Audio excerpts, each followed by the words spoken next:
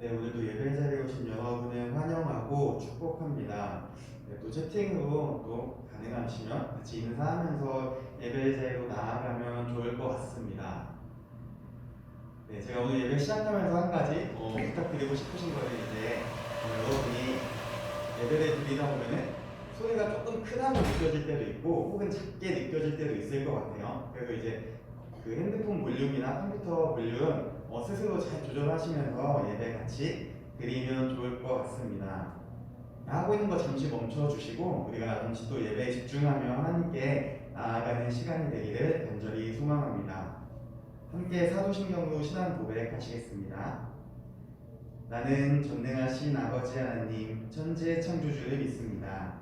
나는 그의 유일하신 아들 우리 주 예수 그리스도를 믿습니다. 그는 성령으로 잉태되어 동정녀 마리아에게서 나시고 본디오 빌라도에게 고난을 받아 십자가에 못 박혀 죽으시고 장사된 지 4일 만에 죽은 자 가운데서 다시 살아나셨으며 하늘에 오르시어 전능하신 아버지 하나님 우편에 앉아 계시다가 거기로부터 살아있는 자와 죽은 자를 심판하러 오십니다. 나는 성령을 믿으며 거룩한 공교회와 성도의 교제와 죄를 용서받는 것과 몸의 부활과 영생을 믿습니다. 아멘. 네, 함께 비전 찬양하시겠습니다.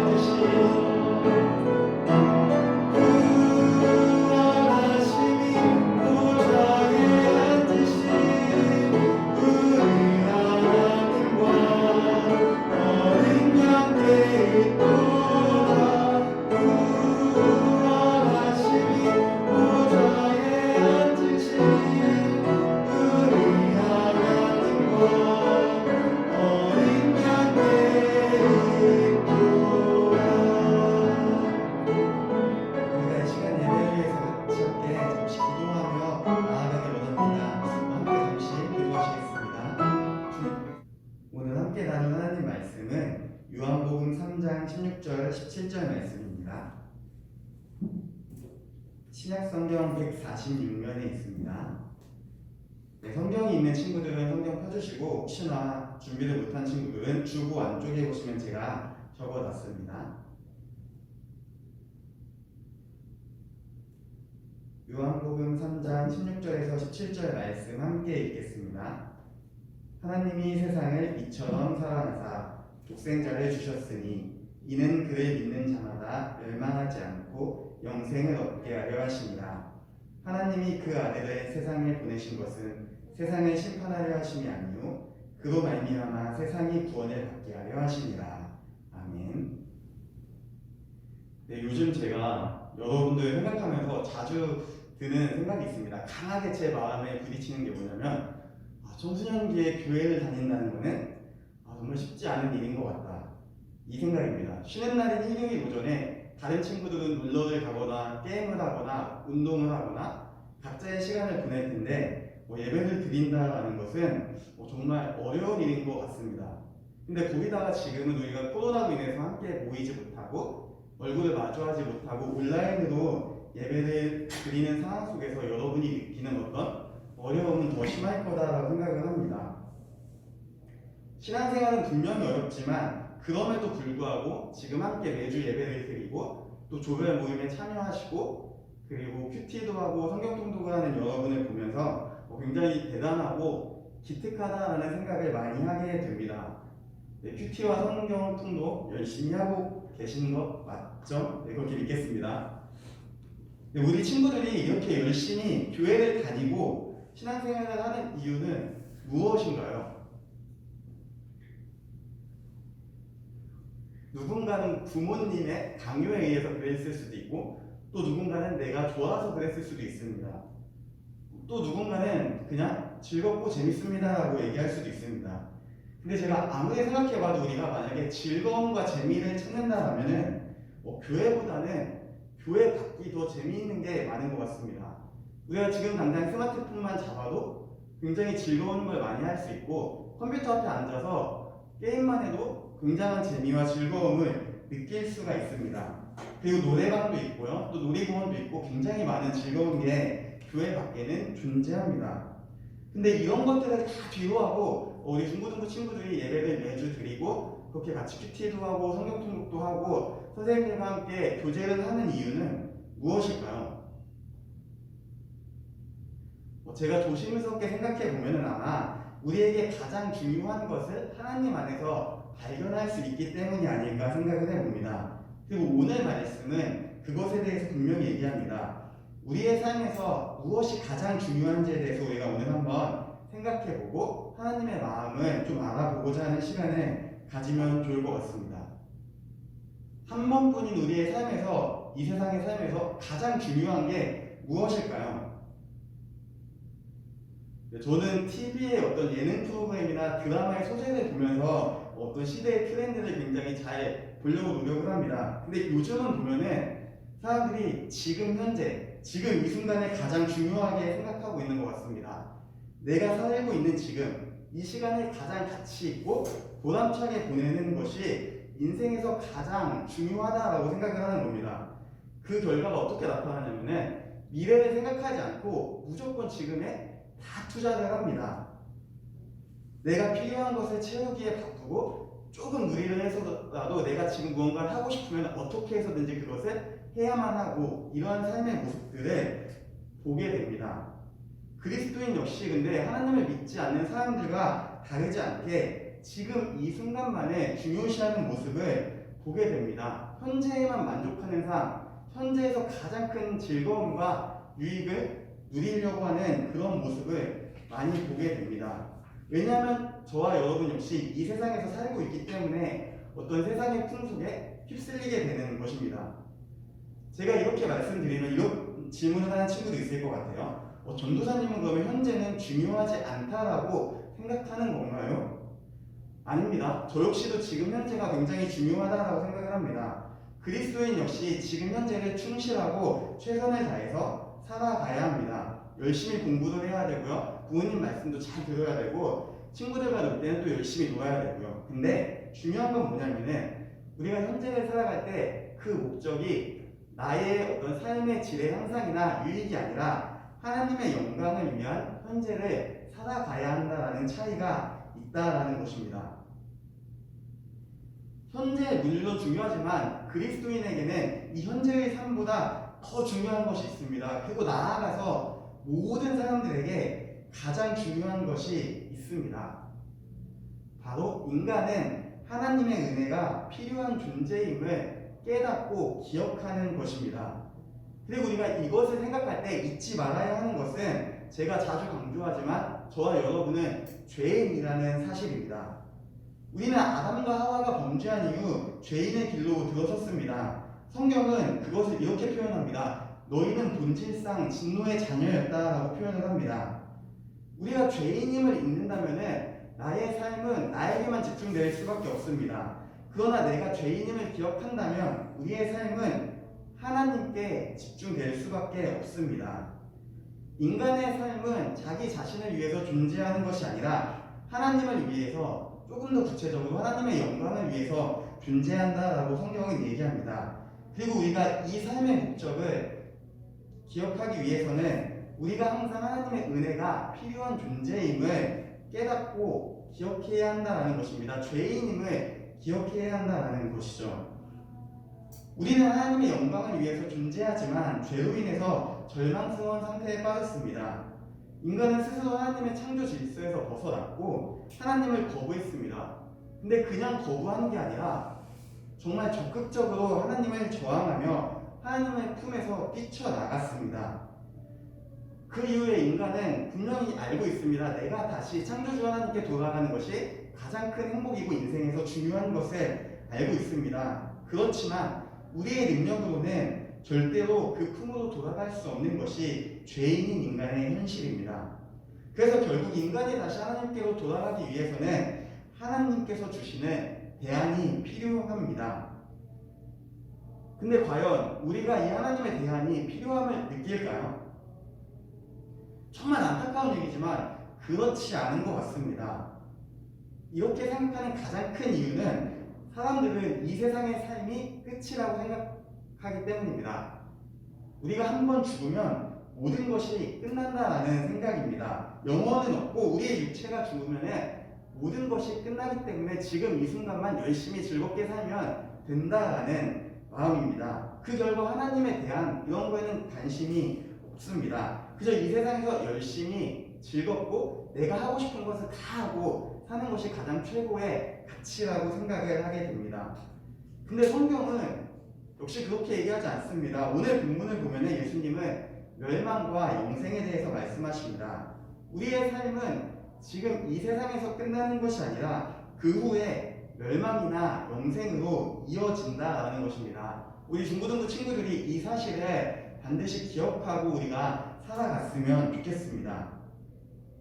죄로 인해 무너진 저와 여러분의 삶을 위해 하나님이 주신 대안은 바로 독생자 예수 그리스도를 보내신 것이라고 성경은 기록합니다. 인간은 스스로 하나님을 떠났습니다. 하나님을 적극적으로 저항했고 대항했습니다.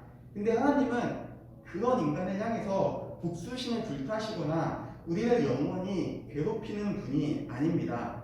오늘 본문은 이렇게 표현합니다. 하나님이 세상을 이처럼 사랑하사 독생자를 보내셨다. 근데 이것을 이렇게 표현해도 동일한 표현이 됩니다.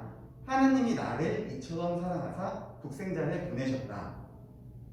자신을 떠난 죄인인 인간에게 하나님은 끊임없이 손을 내밀어 주십니다. 우리에게 가장 복된 소식은 내가 시험을 잘 봐서 내가 원하는 학교에 진학을 하거나 내가 원하는 어떤 무언가를 얻거나 또 내가 가장 친해지고 싶었던 친구와 깊은 관계를 가지게 됐구나, 이런 것이 복된 소식이 아닙니다. 우리에게 가장 복된 소식은 하나님이 우리를 사랑하시고 나아가 하나님께서 우리를 먼저 사랑하셨다라는 것입니다.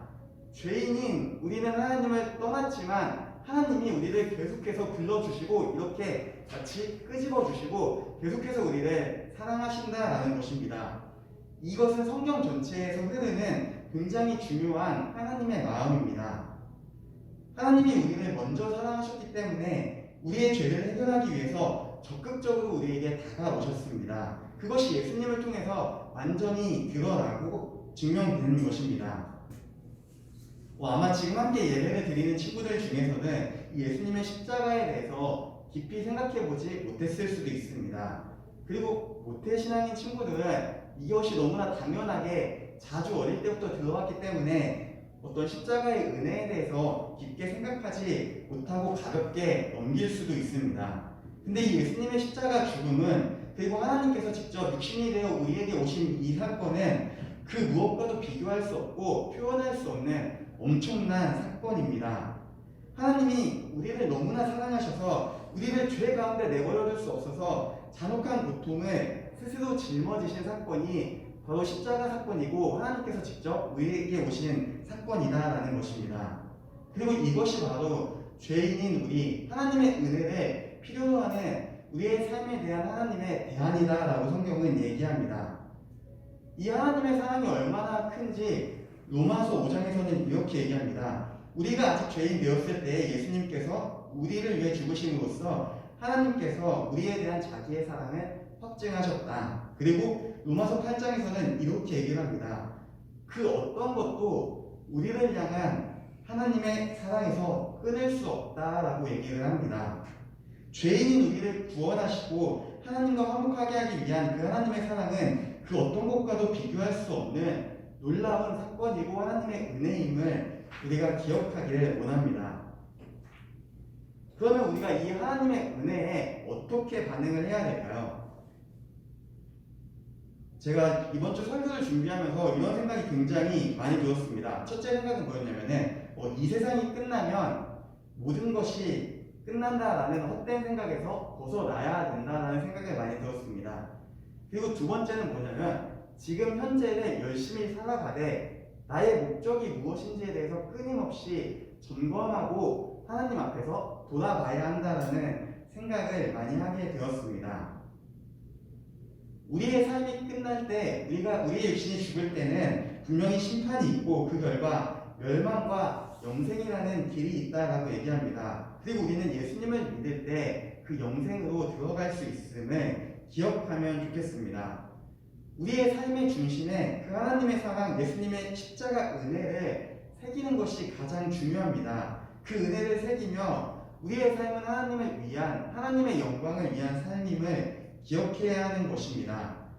세상 사람들은, 그리고 나아가 세상은 시간이 지나면 지날수록 자신들에게만 집중을 합니다. 그러나 그리스도인인 우리는 하나님의 영광에 집중하며 하나님을 기뻐하는, 그리고 하나님을 예배하는 삶을 살아가야 합니다.